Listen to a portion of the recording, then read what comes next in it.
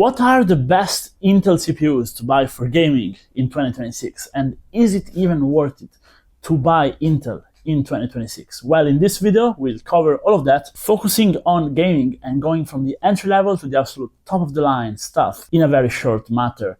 So with that said, welcome back at ImWateringPSUs, tune in and let's get started. Now, short answer to is it worth it to buy Intel is surprisingly yes. It's actually even more worth it than to buy AMD currently, especially on the low and mid range. And that is thanks to the Intel older socket, LGA1700. So LGA1700, basically all the motherboards like a B760, H610, Z790, those motherboards still have the dual support for DDR4 and DDR5. Now, DDR5 is of course faster, but it's not that much faster. I actually made a video where if you tune an i9-14900K properly, it can even surpass stock DDR5 configuration. And now the reason you want DDR4 is because we currently are in a world shortage for DDR5. DDR4 is also on shortage, but we have a big advantage there, and that is there is a lot more circulating. So you can buy old kits, brand new, you can still find them. You can buy used kits, that's the best option, and you can also adapt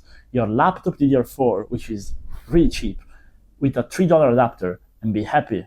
And of course, I made a full video about that in case you're interested. So what you want to aim for on the entry all the way to mid-range is a B760 motherboard with DDR4 support. Z790 is also fine, just make sure it is DDR4. And which CPU do you want to pair with that? Well, you really have two options if you only care about gaming. So if you're going with a B760, you want an i5-14400F. That was the absolute best value CPU when it came out, and currently still is. Now, it has less core than a 14600, but for gaming, it doesn't really matter. It is slightly less fast speed-wise. I'll try to put on the screen a little comparison. It still has 14th gen IPC. Reason you want to avoid 12th and 14th gen CPUs is, first of all, 13th gen CPUs, they may be a little damaged because they were affected by a little problem when they came out, which Intel later fixed, but you never know. And 12th is just too slow in IPC. To get a good CPU from 12th, you would need to overclock it and you would need a Z series motherboard and a lot more expensive cooling. So I would say just buy a locked 14th gen CPU. Now, sometimes, depending on your area, you may also find a 14600K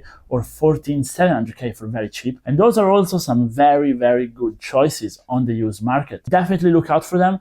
I would still stay at around the $150 mark, even for an i7. I know it's low, but it's what I would pay because it's older gen. And for an i5-14400F, really, you want to aim at around the $100 price point. You can still find some brand new, so it's still worth it. And B760 motherboards, you can buy on AliExpress brand new if you want to go fully brand new. Staying on this socket, those CPUs right here are probably the best option, but they're not for everybody. They require a little bit more work when mounting them. I have a lot of videos on the channel. They are the mystery AliExpress CPUs. They are laptop adapted CPUs. This one is an i7-13700HX. It's very good. It's too long to cover on this video. I will put a link to it either here or down below, or just look it up on my channel. They are very good, but they are a bit strange. If you're able to get an unlocked CPU, and you're also able to get a Z790 DDR4 motherboard, definitely go for it. You can overclock it. I have full tutorials on the channel on how to do it, and with just a little bit more on the cooler, you can get insane performance, easily beating AM4 for gaming. Why am I saying AM4? Because again, we are looking for that sweet spot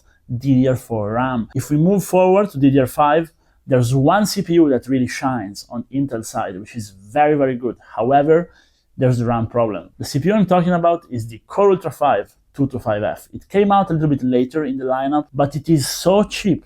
You're able to buy it very often for under $150, which would make it the absolute best purchase decision you can make, if not for the RAM. This CPU is really fast. It outperforms the 14400F, and it has the brand new Core Ultra architecture. I still call it i5-225F, but it's in the brand new architecture. It's very efficient. You can cool it literally even with a stock cooler or with the worst only one you can find. And if you spend just 10 minutes overclocking it, even though it's not really an overclock, you can do that even on a budget PSU, budget motherboard, even on a B860, you can get insane performance. Now, if we were in a normal period, I will also tell you could get the CPU. And in a proper motherboard, in a Z890 motherboard, if you're able to get that for cheap, or in a Chinese, which are unlocked, B860 motherboard from AliExpress, you could put some very good RAM in it, do some tweaking, and really, really get your performance worth it. I find this even beats the AM4 X3D CPUs. Of course, it doesn't beat the AM5 X3D CPUs,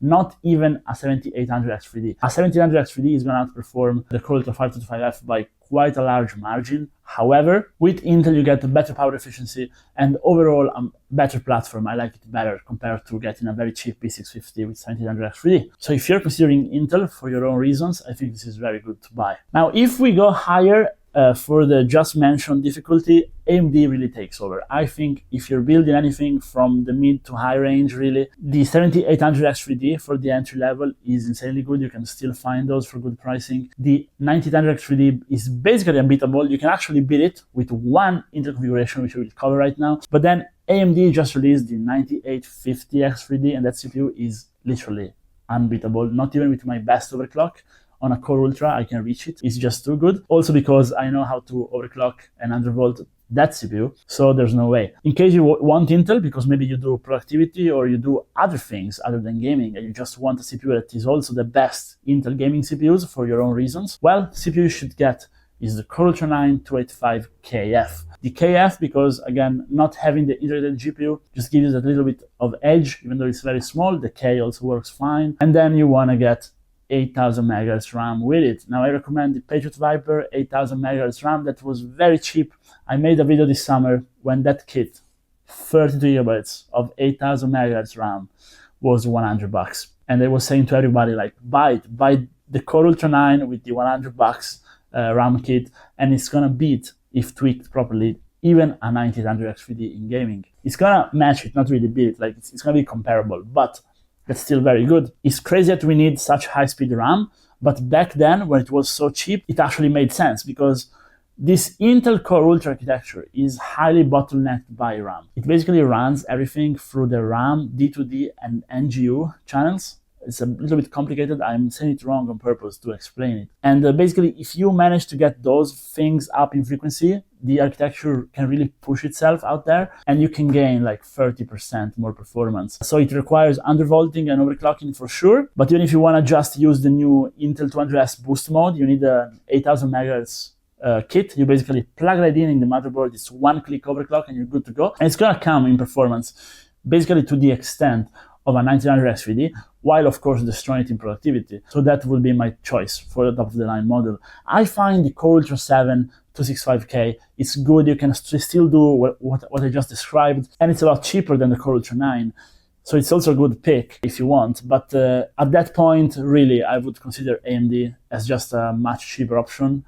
But if you want Intel, that's also very good, but make sure you get high-speed RAM. Now, as usual, in all my videos, I want to hear what you guys think. Do you agree with me? Do you disagree with me? Would you have picked some different CPUs? If so, let me know down below in the comments.